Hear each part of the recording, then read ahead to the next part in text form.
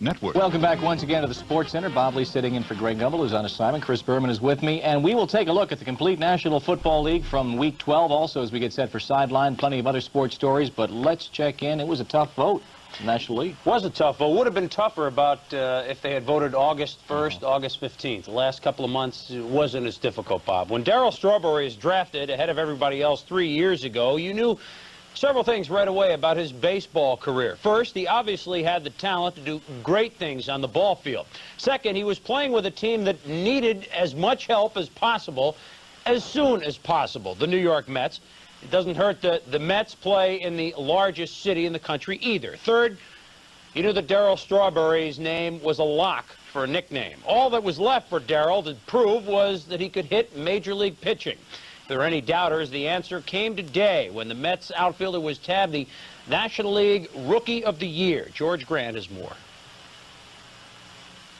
Darryl Strawberry is no stranger to the limelight. Ever since the Mets made him the #1 pick in the 1980 free agent draft, this 6'6", 180-pound athlete has been destined for stardom. After earning MVP honors in the Texas League last season, Frank Cashin resisted the urge to rush Strawberry into the bigs and started him at Tidewater this past season, where he hit .333 in the first 16 games, and then the call came to Shea Stadium. He's going to hit home runs that you don't believe. He just has tremendous power. He can do so many things. He can throw. He can run. He's just a polished ball player, and all he needs is a little bit of time. He hits the ball to all fields. He has power to left field, left center, center, and right. And that'll help him because he doesn't have to worry about getting the bat way out in front to pull the ball. He goes the other way well. So I think he's got an excellent chance of hitting for a high average and a lot of power, too. The only thing I can do about my role is just go out and play and perform like I always have performed and really not try to do too much because I'm only one man part of this ball club and I can't carry the whole ball club on myself. After hitting only .161 his first month, Strawberry began to catch fire, hitting .282 for the rest of the season.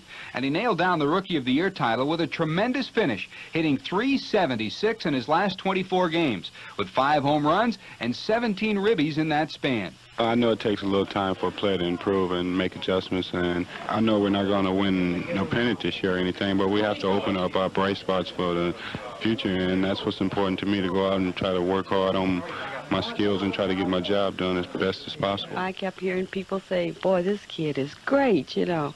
And I said, wow, you know, I better check this out, you know. But I really didn't get a chance to go and watch him play any, except maybe when he got in high school. And that was when he was going to Crenshaw High. And I went to, they made it to the playoffs, so I went to Dodger Stadium to watch him play.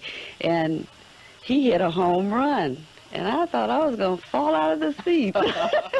Quite simply, Darryl Strawberry has done it wherever he's been, in high school, in the minors, and now in the bigs. So no longer is Darryl Strawberry a player of tomorrow. He's now the future of the New York Mets. George Grant, ESPN.